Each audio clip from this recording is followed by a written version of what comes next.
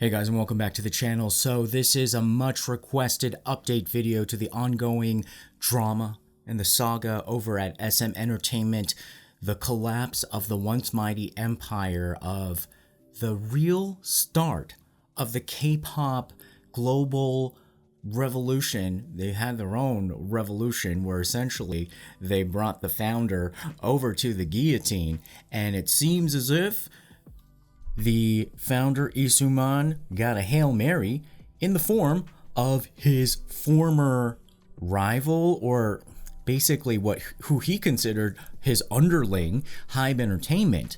But does it really save him? And does it really leave Lee Soo-man in power of SM Entertainment?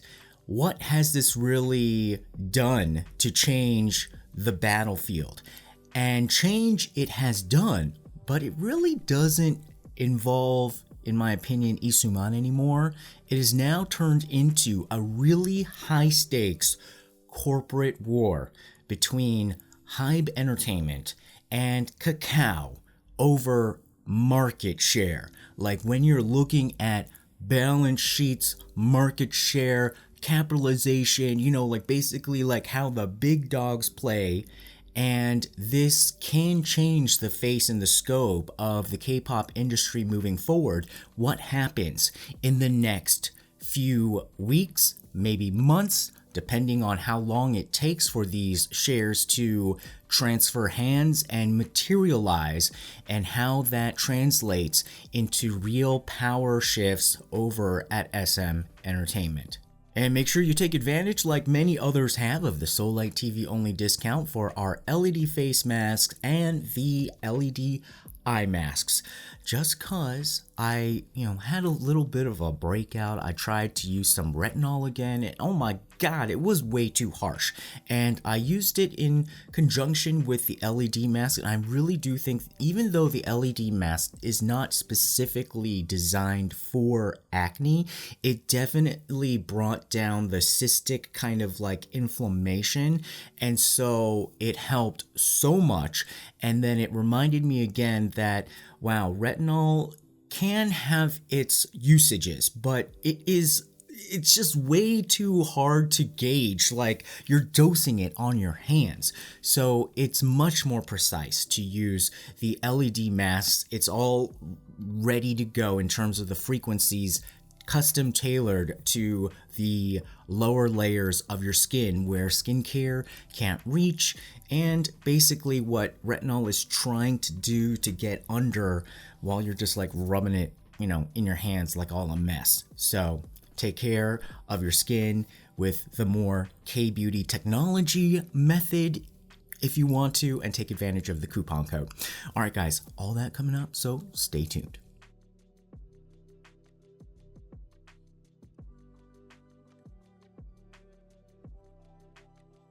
So after I uploaded the video on the SM Entertainment Kakao deal and what that would mean and how we got to that point, I woke up and then it was big news that Hybe Entertainment really did say that they're going forward with like buying Lee Soo-man shares. So he probably called in the middle of the night saying like, let's get this deal done.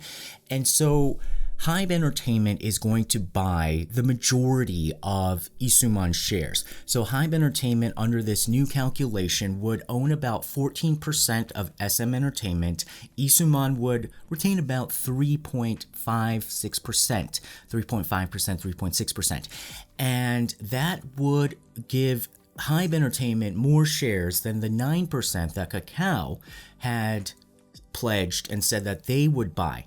Now, granted, all of this announcement, they're saying like, oh, it's been acquired. Oh, it hasn't gone through. But basically, people are assuming that everybody is good with their word. Now, Hybe upped the ante right away, and they said that, okay, we secured Lee Soo-man shares for 14%, but we're not stopping there. We're going to get 40%, basically like 39.99 or 39.8. So almost 40% of the company. How are they going to do that? They're basically saying like, hey, any retail investors or any other investors who have shares in SM Entertainment, we will give you a 30% premium. Basically, the shares are like $90 a share. But Hybe is saying, like, we're going to pay y'all $120 a share. And if you want to, flip them over to us, we're going to give you this extra money to make it worth your while so that they could try to get 40%. Now, does 40% allow you to 100% control the company? No. But what it does is that basically now they control 40% of the votes of shareholders. And if you've ever owned stocks or had any kind of shares, you get an announcement every year or whenever they have the shareholders meeting, and they have a list of things that the board of directors has come up with to vote on. And it could be measures like, should we invest in this or adopt this kind of a rule. And it also has on the ballot who should be on the board. Should we re-elect these people on the board of directors, or should we get new board of directors? Now, once Hybe has 40%, they basically have 40% of the vote. So essentially, that allows you to control almost a majority, because after 40%, you can probably convince 11% of other shareholders to come join your side. And what that does is that if they control who gets to be on the board of directors, the board of directors votes on whether they should keep the management. So the nephew-in-law, the co-CEO, the board of directors can fire him. So for Lee Soo-man, this desperate deal, I consider it desperate. I think it was emotional because in the end, does he get to retain his power at SM? I think maybe they'll give him like a subunit or two, like let him manage it or like let him play around, but not really give him real power, because you think Hybe is gonna let Lee Soo-man like try to like redo another coup and try to do some funny bit. No, they're going to probably like put him in a box and say like, okay, play around until you get bored, and then you probably want to just really retire because he's at retirement age. And what he does do though in this moment, Lee Soo-man, what he does guarantee is sticking it to his nephew-in-law, who he sees of course as a traitor, and of course Lee Soo-man as the mastermind of SM Entertainment. Even though he left the board like over 10 years ago, he planted the board with people who were his friends, people who were on his side, so that he could do whatever he wanted with the board's approval. And those people that were his friends also turned their back on him and betrayed him. So what this does, essentially, he basically went over to Hybe and said like, let's stick it to them, like help me get revenge. So for Lee Soo-man, I think this is much more of an emotional kind of like, I need to get revenge, like I'm on my, like, I worked like all these decades, I built K-pop, I made SM Entertainment, SM stands for like Soo-man, his name, it's like he always said like, I am Lee Soo-man and SM Entertainment is Lee Soo-man, like, he's basically saying like, I am the company. And of course, this is like a huge shame for him. So, of course, he wants to stick it to his nephew-in-law, because this is also kind of embarrassing where like the younger generation is really like, disrespecting the elder in a very big and public way. But what it does, though, is that it has opened up this rift for now a corporate war to ensue. And so now this goes beyond Lee Soo-man. It goes beyond Lee Soo-man and his drama with his nephew-in-law and whether there's like who's going to control SM Entertainment. He has totally flipped up the game board and created an opening where now it's he's basically started like a world war in the K-pop industry where the big powers can't not respond. Now, for Hybe Entertainment, the reason why they're sticking their nose in right away and will align with their former enemy, because basically, they were treated horribly by Lee Soo-man. That's what the whisper mill said, like, basically being like manipulated and basically trying to be like, the top guys, the big dogs are always trying to crush any competition that is coming up. And now that Hybe is the big dog, they're like the number one. And in terms of like the music labels here in Korea, it has a market capitalization of about $6.5 billion. SM is about $1 billion, and JYP, YG, they're also around that, $1 billion range. So it's much bigger. What it would do to have Hybe and SM together in terms of artists, people are saying, who have analyzed this, is that they would have 75% of the market share of the top artists. So if you're just looking at it from an artist perspective, it suddenly would make like their cadre of K-pop artists be like, world market domination. But it goes beyond that. What Hybe is trying to do is forestall, or also in a way cut down any newcomers that might come up. To now that they're the big dogs, they have to push down any competition that might pop up, and the competitor is Kakao. It's not even SM, it's Kakao. So the big battle, the big question is, it's not necessarily like Hybe really wants SM. Hybe does not want SM to combine with Kakao, because now if Kakao, it's a messaging platform, but they've been quietly, or not so quietly, but basically they have been on a buying spree over the past maybe about 5 years, buying up all like the second tier entertainment companies or management companies that only manage like one huge artist, like IU. They have IU under them. So they first started by getting a relatively bigger second tier entertainment company, low-end entertainment, and then they started buying other companies like Starship Entertainment. So they have like IVE, they have IU, they even have like Lena Park. They have all of these, like the stable of artists that you would also see in the K-pop universe, but they haven't really like kind of broken out into like the ultra tier one. What a Kakao plus SM Entertainment collaboration would do would then put that combined entity on a similar par with Hybe in terms of both revenue generated by K-pop artists per year, which I believe is about $1 billion, $1.5 billion, and then also market capitalization in the stock market. So in the stock market, Hybe is about like $6 billion, $6.5 billion.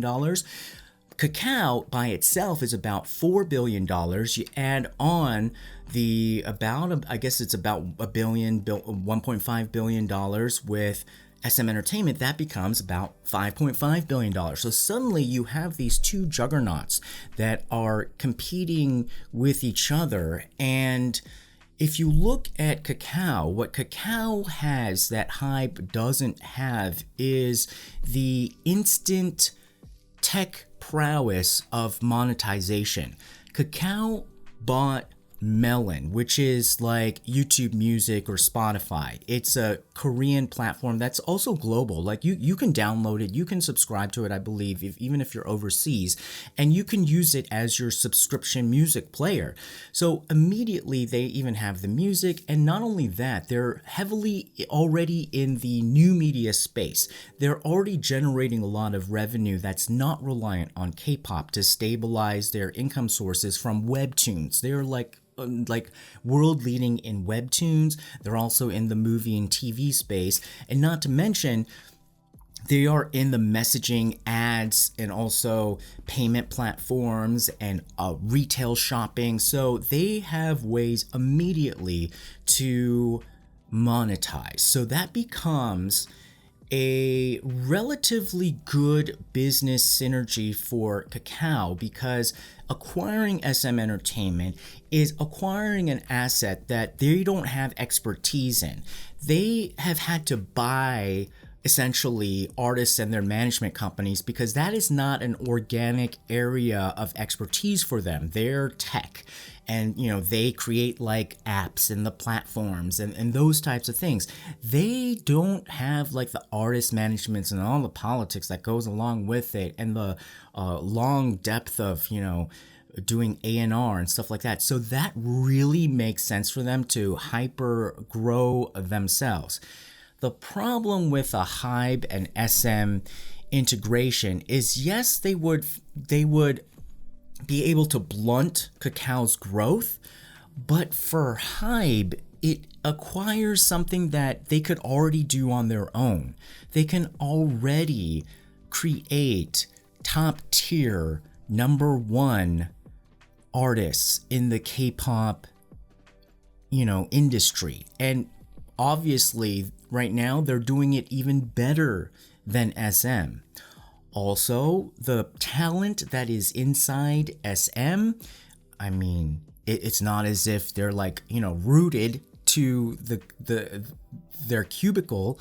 They could probably poach them. So it's in a way a very expensive proposition for Hybe, because it's sort of like you're buying the same car but in a different color, and not even the latest model. Like, I mean, no shade, but like, the SM artists, like who you would get, like a lot of the famous artists are like part of the SM 2.0.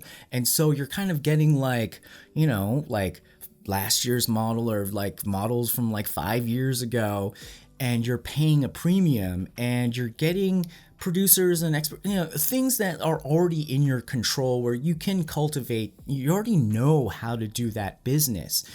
Now, for Hybe, what would make sense probably, if they're kind of like really one-to-one gonna compete with Kakao, is probably go after some of Kakao's, up-and-comers and competitors, and pick off and try to get some of the tech platforms, and really try to like just acquire stuff that Kakao does well organically, but Hybe can't do organically, and then boost that part of the business.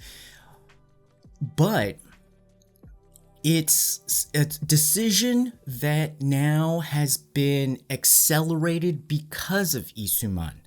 I think if you were just a very, rational, cold, just try to plan your business, that's probably what you would do slowly. And even the initial investment by Kakao, slow, 9%. That was just a starting point for them too. 14% starting point for Hybe, but now they really have to acquire, like they have to compete. Like they're probably right now, over this weekend, not resting. They're all trying to figure out how we're going to raise the money.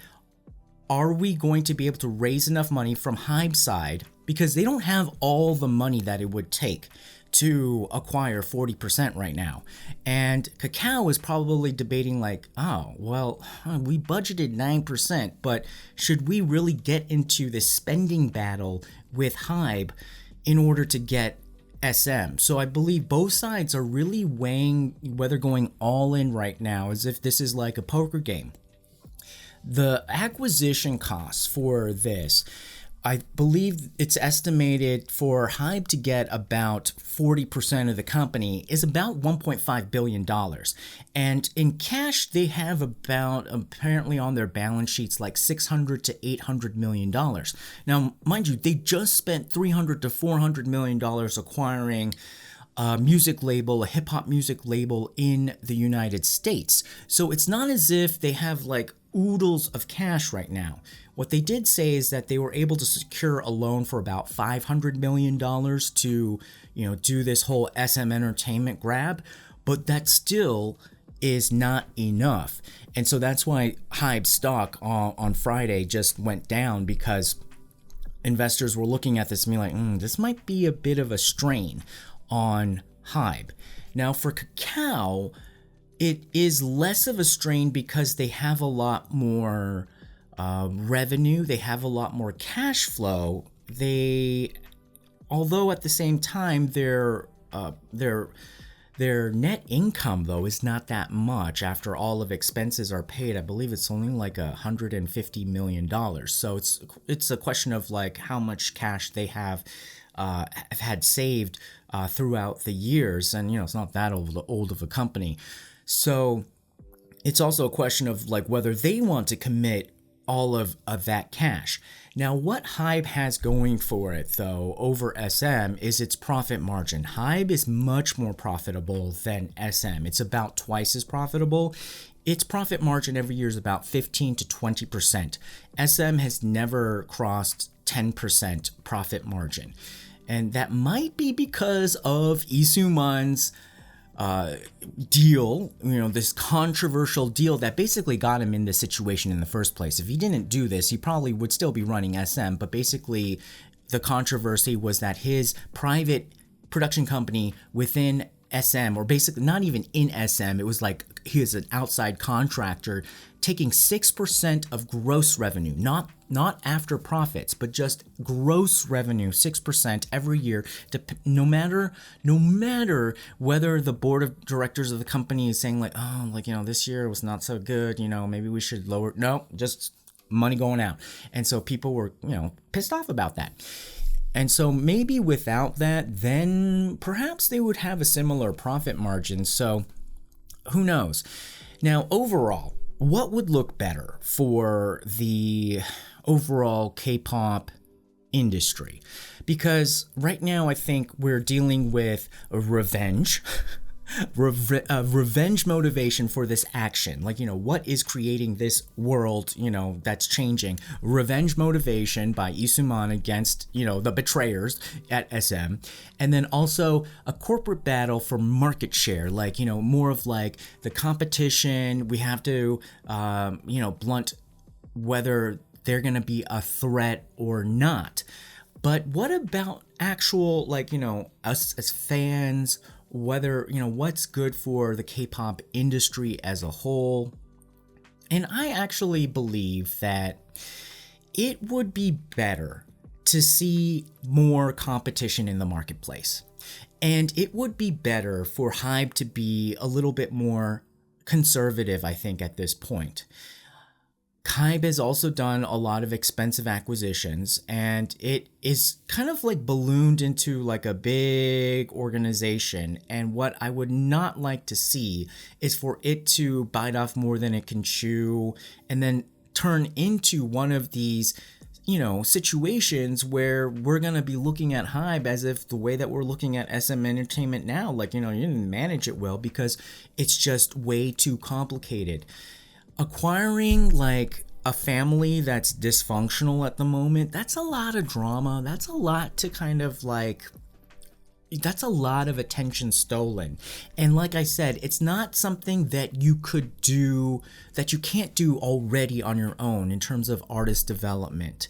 And Hybe is number one. Like if somebody, they're trying to recruit new talent, now, do people want to go to SM or would they rather go to Hybe? You'll probably get your, top picks of talent. If you want to pick off people, if you want to also be like Kakao and acquire single person agencies and stuff like that, you could probably get the top artists who, still haven't, put themselves into a mega corporation, and then focus, use that precious money to then build parts of your business that you cannot do organically on your own. At this level of a huge corporation, you want to buy the expertise in order to rocket fuel growth in an area, especially monetization, that Kakao would have already. And if you spend all that money on acquiring SM, you're gonna just get more of the same, and then you might not have enough money to then really be able to fuel the growth of the next tech kind of platform in order to meet your fans and your customers. SM plus Kakao, I think, it would be nice to give them a shot to see what they can create under this new model, and also to have really like two now very major entertainment companies develop it separately, and to, provide us a lot of great artists and have them compete with each other truly, so that we get even better quality artists in the marketplace. Because let's just say that, because Hybe's problems, I think, will not be solved by just acquiring SM. Because if they are successful in this acquisition, what I see is that Kakao will probably drop out of this and now set their targets on YG and JYP. And depending on the egos over there, but if the egos kind of match or not match, but if they could actually then turn their attention to YG or JYP, or even both, combine both, under the perfect scenario in terms of like just corporate power, in terms of a balance sheet, if you can then put Kakao, JYP, and YG together and form a new one, then boom, you have a competitor already again. Like, you didn't solve your problem, but now you have spent all your cash and you have like this heavier thing to manage, and then you have like this dysfunctional family from SM just, like coming into your Hybe family, and oh my god, like how much drama is that gonna be? And that, I think, is just gonna weigh you down. I think it would be much healthier if Hybe would be able to just do what it's doing and just kind of see, like, where Kakao and SM goes with their situation, because that integration is going to be difficult as well. It's not going to be a walk in the park. It's not going to be, those are two very different corporate cultures, and in one way, like, if it doesn't really work out, you may even be helping your competitors destroy each other, because there's no guarantee that Kakao and SM will get along. It could most likely, even people within the same company can't get along. You think that, like, people, completely different cultures. One is very human capital oriented, and of course Kakao is human capital, but their product output is tech, and so it's a different way of thinking, different way of doing business. So there's going to be a huge cultural clash over there. So you'll have some time, I think, in order to be able to beef up your business and be more tech oriented in a way where you acquire things on your own terms and you are able to incorporate it without this kind of like pressure of the passionate emotions of being involved in somebody's revenge campaign. Those usually don't work out very well, and I would caution against that, if I would be talking to Mr. Hitman Bang, because I'm more, in a weird way, I am more on Hybe side, but I'm more on the, in terms of like, in this situation, like what I would like to see is just let SM and Kakao just do its thing, because I think it's the safer route and more prudent route for Hybe. I think Hybe would win better in the end. And then overall, in terms of the K-pop marketplace, if it does work out to a satisfactory level between SM and Kakao, then I think it is good for us to have two big players competing with each other and competing in a new way. Because right now, if it turns into this weird, like, it's gonna be like, like old European royalty, like inbreeding, and you don't know what is gonna come out. Like, I mean, do you really want to have like K-pop artists come out with like birth defects and stuff? Not like literal birth defects, but in terms of the production, like how the music sounds, or like how the dance looks, or how the looks look, like how they're managed. Like, I can kind of see like there can be like hemophiliac like K-pop idols, and I think it's just going to be too much inbreeding, and I think it would be better off if we let the thoroughbreds just do their own thing, let nature take its course, and let Mr. Lee Soo-man do what he needs to do to process and get through his own personal trauma, because of course this is traumatic and this is not a very happy time for any of them. But it is definitely a time for change, and a lot of that, if it hasn't been planned, then it's tumultuous. All right, guys, what do you think? I mean, do you think that basically right now the choice is Hybe SM or Kakao SM? The star of the show, unfortunately, is not going to be Lee Soo-man anymore. All right, guys, well, leave your comments below, and don't forget to like, share, and subscribe. We'll see you again next time. Bye-bye.